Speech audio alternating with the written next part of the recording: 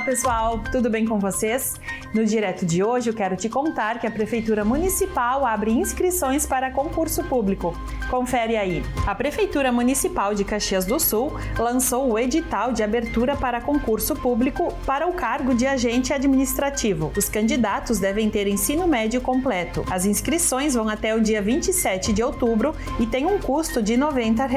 Mais detalhes e informações você consegue acessando o site da Prefeitura. E eu também quero te contar que neste domingo tem Concerto da Primavera. A Unimed Serra Gaúcha e a UX promovem o 17º Concerto da Primavera em Caxias do Sul. O evento ocorre no domingo, dia 20, na cidade universitária, no estacionamento em frente ao CETEC, e é aberto ao público, incluindo pets, com entrada gratuita. Nesta edição serão homenageados os 150 anos da imigração italiana na região. Com direção artística e regência do maestro Manfredo Schmidt, a UX Orquestra apresentará clássicos da música italiana contemporânea e trilhas sonoras de compositores célebres, nas vozes dos solistas Paola De Lazzari e Fabiano Lafalci. Na última edição, 11 mil pessoas prestigiaram o Concerto da Primavera, reforçando o quanto o evento é aguardado pela população. E está chegando ao fim o prazo para as inscrições para o mercado de arte.